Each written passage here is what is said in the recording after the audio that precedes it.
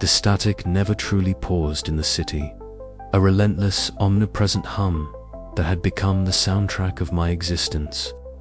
But tonight, beneath the usual drone, there was something different, a subtle shift, a tremor in the white noise that prickled my skin and tugged at the edges of my sanity. I sat hunched in my cramped studio, the walls cluttered with tangled cables, battered speakers, and oscilloscopes flickering with indecipherable graphs. Rain tapped rhythmically against the grimy window, and beyond, the city writhed under another furious electrical storm. The air was thick with ozone and charged ions, but inside, the real storm was brewing in the speakers. As I adjusted the tuner, static warped, folding in on itself like a living thing. Then came the voices, faint, fractured, ethereal. Not the usual garbled bursts or mechanical crackle, but something altogether more unsettling.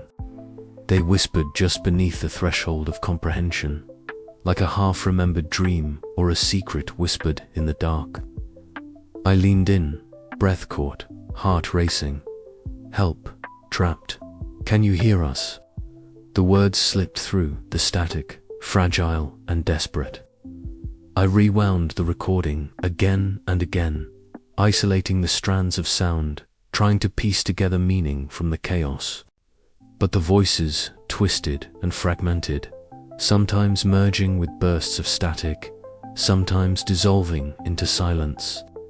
It was as if the signal itself was haunted, carrying imprints of pain and loss, echoes of something beyond the physical world. The more I listened, the more the boundaries between reality and hallucination blurred. The studio lights flickered, shadows danced on the walls, and the static seemed to pulse with a sinister rhythm, almost alive. At times, I swore I could see shapes flickering in the periphery, glimmers of movement where none should be. My skin prickled as if touched by unseen fingers, and the hum in my ears grew louder, a relentless drone pressing in on my mind. I was losing my grip. Mara came to see me the next day, her sharp eyes scanning the chaotic tangle of equipment and notes sprawled across my desk. "Elias," she said gently, but with steel beneath her concern, "this obsession, it's eating you. You're not the only one hearing things. You're seeing things too." I bristled at her words. She didn't understand. This wasn't madness. It was revelation. "The static," I said, voice low and intense. "It's more than noise. It's alive. It's a veil, a membrane between worlds. I'm hearing there, please. They're trapped, Mara." She shook her head, frustration and worry etched into her features. "Or maybe you're chasing ghosts in your mind. You need to hold on, Elias, before this thing drags you under." Her words stung, but I couldn't pull away.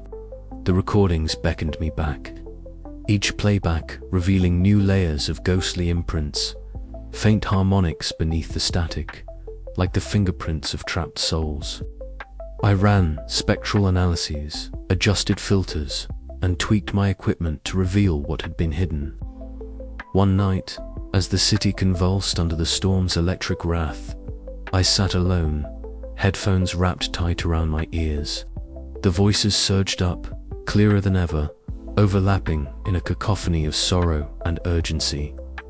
I closed my eyes, letting the sound wash over me, feeling their pain seep into my bones. "We are lost. We need you. Please." The room dimmed, and the static thickened, wrapping around me like a suffocating shroud. Shadows stretched and writhed in the corners of my vision. I fought to stay anchored, to remember who I was. This was no longer just a signal. It was a haunting, a siren call from beyond the veil. And I was answering. The low hum of fluorescent lights, coupled with the distant growl of the ever-present storm, was the soundtrack to Dr. Kalen Sato's cramped laboratory.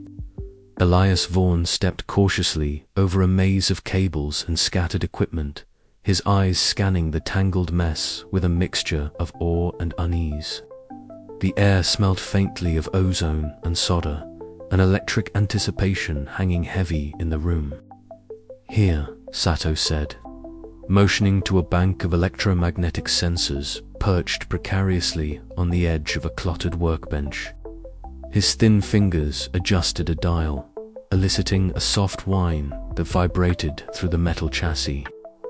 These devices, when synchronized with the storm's electromagnetic pulses, can detect fluctuations not just in our physical environment, but in the spaces between. Elias's brow furrowed.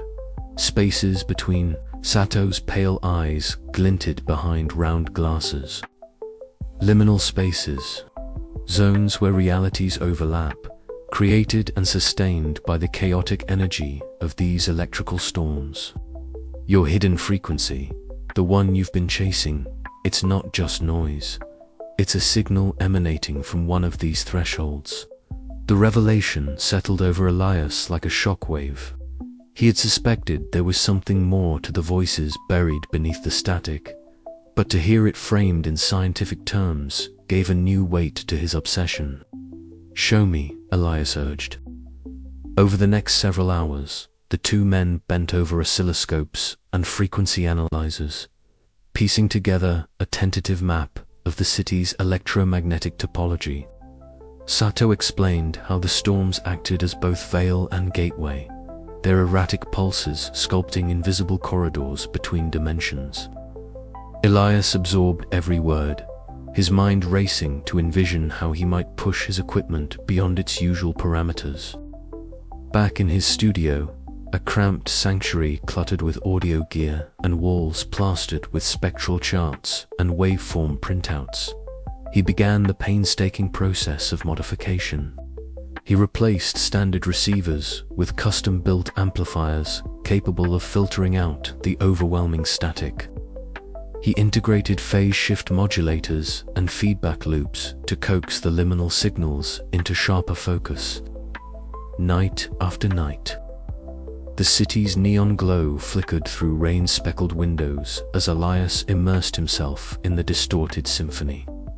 The deeper he tuned, the more the voices emerged, snatches of desperate pleas, fragmented memories, and mournful whispers that seemed to seep from a place both alien and achingly familiar.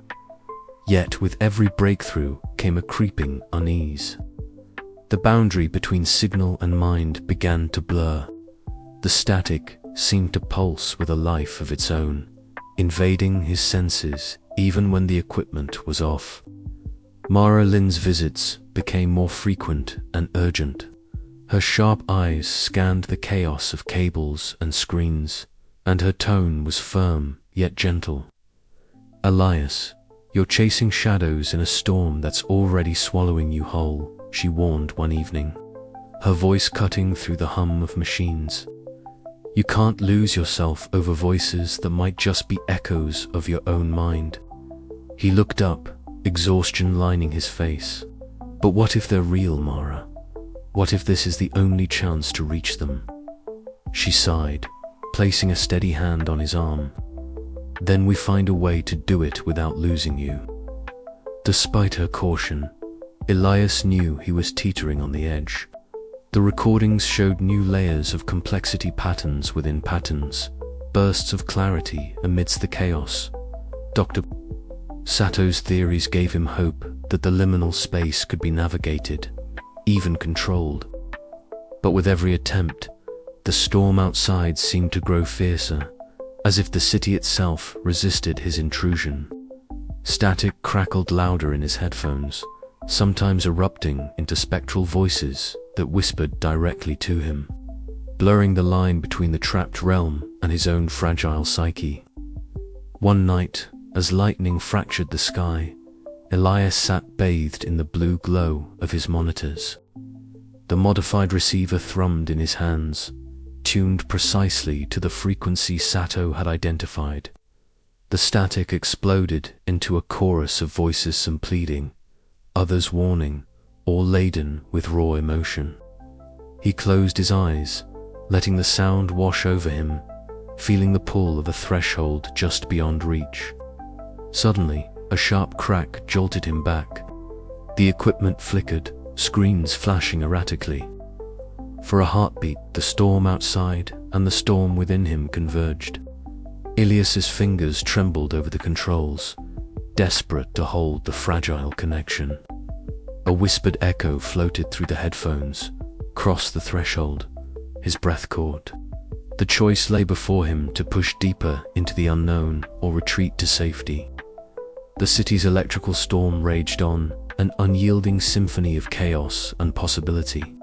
And Elias Vaughn, caught between worlds, prepared to cross the boundaries that had long defined his existence. But as the hum of static swelled around him, a question lingered. Was what awaited beyond the threshold salvation or oblivion? The night stretched on, thick with electricity and unspoken promises, as Elias calibrated his device for the next plunge into the liminal depths, unaware that with each step he took, the silent authority's shadowed gaze drew ever nearer. The thunder rumbled low and relentless outside the grimy windows of my studio, a ceaseless drumbeat beneath the city's electrical storms. The static had grown from a subtle hiss to an overwhelming roar, drowning out the familiar hum of my equipment. Flickering screens cast pale blue light over a mess of wires and tangled cables. It felt like the air itself was charged, heavy with something unseen, something hostile. It started with a subtle shift in the interference patterns, a jagged pulse that sliced through the usual white noise. The signal jammers had found me. Their presence was no longer a distant threat, but a physical assault on every frequency I touched. Each attempt to tune in to the hidden broadcast was met with a harsh, grating distortion that clawed at my sanity. I watched the needles on my monitors twitch erratically, the signals twisting and snapping like a living thing fighting to be heard. The voices, the fragile, desperate whispers I had come to know, were being drowned beneath an ocean of mechanical shrieks and static crashes. It was as if the city itself, or whatever force bent to suppress the truth, was squeezing the air from my lungs. A sudden, sharp knock shattered the tense silence. My heart leaped into my throat. The door rattled under repeated pounding. Outside, muffled voices exchanged clipped commands, accompanied by the unmistakable whir of surveillance drones hovering just beyond the cracked glass. The silent authority had arrived. I scrambled to shut down my equipment, desperate to erase any trace of my work from their prying eyes and ears. The room seemed to close in on me, the shadows deepening as the storm's fury battered the city streets. I could hear the agent's footsteps, cautious but unyielding, moving closer. Elias, Mara's voice sliced through the chaos as she appeared at the back exit, breath coming in sharp bursts. Get out, they're coming for you. I didn't hesitate. Grabbing my portable recorder and a few essential tools, I slipped through the cramped exit, the cold rain immediately soaking into my clothes. The city's neon glow was distorted by the sheets of rain, the usual cacophony of hums and buzzes, replaced by a suffocating silence punctuated only by distant thunder. Mara caught up with me in a narrow alley, her sharp eyes scanning the darkness. "We need to move fast," she said, her voice steady despite the storm. "They're already jamming signals across the district." I nodded, the weight of the moment settling heavily on my shoulders. Every step away from my studio felt like leaving a part of myself behind, my sanctuary, my battleground, my prison. "They won't stop," I said, voice hoarse. "They want to erase everything." Mara's gaze hardened. "Then we'll have to be smarter. We find new ways. The static isn't just noise, it's the veil they fear. We can use it against them." Her determination was a lifeline, a flicker of light in the storm's endless night. Yet beneath it all, I could feel the creeping tendrils of paranoia wrapping tighter around my mind. The line between reality and hallucination blurred like the rain-slicked streets beneath our feet. As we vanished into the city's shadows, the oppressive static buzzed in my ears, a reminder that the fight was far from over. The silent authority had struck hard, but their grip was not absolute. Somewhere beyond the storm, the voices waited, and I would find a way to hear them again. But the question that haunted every step was clear: how long before the storm swallowed us all? The rain hammered down relentlessly, each drop a tiny drumbeat in a symphony of chaos. Above, lightning cracked the sky open, illuminating the city in jagged, fleeting bursts. In the distance, sirens wailed a dissonant chorus to the unfolding battle for truth and connection. I clenched the recorder tighter, its cold metal a fragile talisman against the encroaching silence. Mara's figure moved ahead with purpose, a beacon of defiance in the neon-soaked night. Together, we melted into the labyrinth of alleys and forgotten passageways, hunted yet unbroken. The static might have been their weapon, but it was also our messenger's signal of resistance, flickering stubbornly through the storm. And I was listening. The flickering glow of the monitors cast elongated shadows across the cramped corners of my studio, where the hum of static now felt less like background noise and more like a living presence. The voices at once fragile and insistent pierced through the white noise in splintered fragments. They were not words I could fully grasp, yet their emotional resonance was unmistakable. Desperation, longing, silent cries for salvation. Each night blurred into the next, as sleep became a tenuous refuge. When I did drift into dreams, the city transformed into a fractured tableau of shimmering lights and pulsing storms. Ghostly silhouettes emerged from behind veils of static, their ethereal forms reaching toward me with mute sorrow. I woke, gasping, the spectral impressions lingering in the hollowed spaces of my mind. Mara found me pacing the dim hallway outside my apartment one evening, my eyes wild, hands trembling as I replayed the latest recordings. "Elias," she said firmly, her sharp gaze cutting through the haze of my obsession, "you need to ground yourself. These voices, they're breaking through your mind, not just your equipment." Her words were a tether, but the pull of the broadcasts was relentless. I confided in Dr. Kalon Sato, whose pale frame hunched over his consoles amid a labyrinth of wires and screens. His voice was clinical, yet tinged with unease as he explained the electromagnetic anomalies we were chasing. "These liminal spaces," he said, "are as much a trap for the mind as they are for the signals. You must guard your sanity as fiercely as your equipment." Despite the warnings, I plunged deeper. The broadcasts now carried stories, fragmented narratives of entrapment and silent suffering from a realm parallel yet hauntingly close. The signals seeped into my waking hours, twisting perception, making shadows dance with unseen faces. The city's oppressive static was no longer mere noise. It was a veil hiding a tortured truth. As the boundary between what I heard and what I believed thinned, I wrestled with my own mind. Was I losing grip on reality, or was reality itself bending under the storm's influence? Mara's steady presence anchored me, even as my paranoia grew. Dr. Sato's scientific detachment offered frameworks, but no comfort. Each distorted transmission was a shard of a greater puzzle, beckoning me toward a truth that terrified and compelled me in equal measure. The voices were more than echoes. They were reaching out, yearning for rescue from a prison woven of storms and static, a prison I was now determined to breach. But with every step forward, the shadows lengthened. The silent authorities' interference intensified, their cold, mechanical presence a reminder that some truths were meant to remain buried.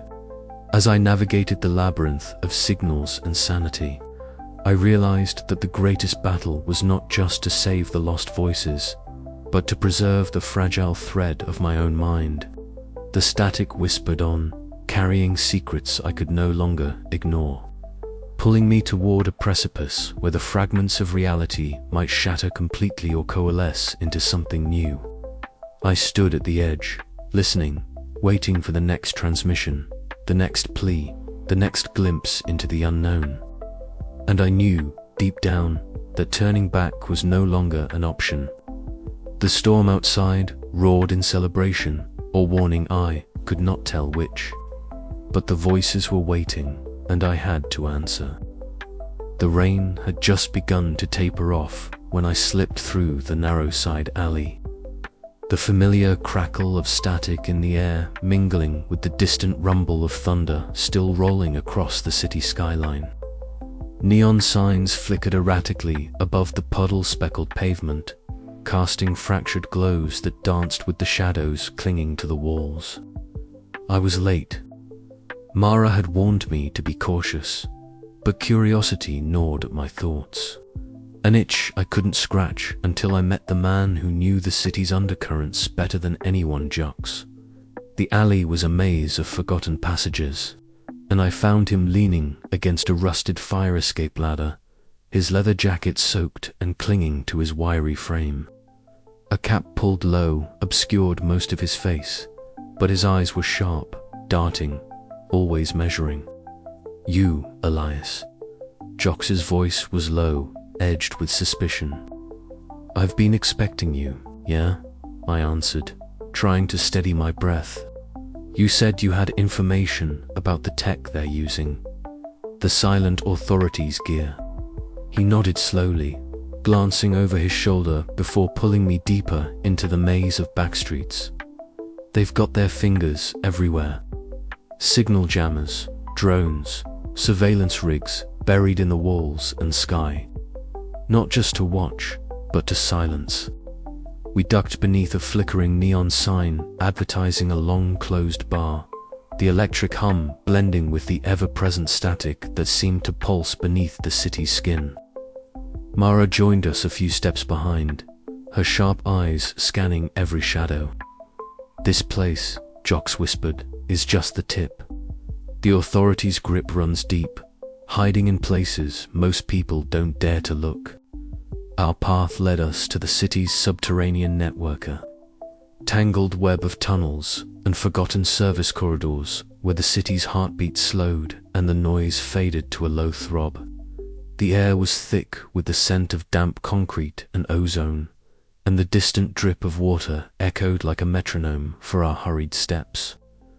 Mara's practical urban wear blended with the dim surroundings as she pulled out a small flashlight, its beam cutting through the darkness. "Stay close," she murmured. At one point, we passed a cluster of graffiti cryptic symbols overlaid with hastily scrawled warnings. It was a clandestine language of rebellion and fear, the city's silent screams etched in paint. Jox led us to a hidden alcove where a dusty workbench sprawled beneath a flickering overhead bulb. On it lay an array of devices, signal, jammers, transmitters, and surveillance equipment, abandoned but still ominously alive with faint blinking lights. I ran a trembling hand over a device shaped like a small box with antennae protruding like spindly legs. The sheer scale of the silent authorities' technological reach chilled me. This was more than surveillance. This was control, censorship, a chokehold on any possibility of connection beyond the static. "They want to keep the voices buried," Jox said grimly. "Anything that threatens their order gets snuffed out." Mara's gaze met mine, a silent understanding passing between us. We weren't just chasing whispers anymore. We were tangling with a force that would stop at nothing. Back out in the wet streets, the city seemed to pulse with renewed menace. I clutched the crude map Jox had sketched, a chaotic web of safe houses, dead zones, and the locations of known authority installations. The static in the air seemed louder here, a living presence pressing in from every direction. "This is just the beginning," Mara said, her voice steady despite the tension. "We need to prepare." I nodded, the weight of what lay ahead settling deep in my chest. Somewhere beneath the electrical storms and the unending hum of static, the truth waited hidden, fragile and dangerous. As we parted ways that night, the city's shadows grew longer. The storm clouds thickened, and the line between safety and peril blurred like the signals I chased. I knew that every step we took into the underworld of this city brought us closer to the heart of the mystery and to the watchful eyes of the silent authority. But I had to keep going, because the voices weren't just noise. They were cries for rescue, and I was the only one listening. The next days were a blur of whispered meetings and cautious exploration. Jox became an indispensable guide, leading me and Mara through forgotten passages and hidden alcoves where the city's pulse beat beneath the surface.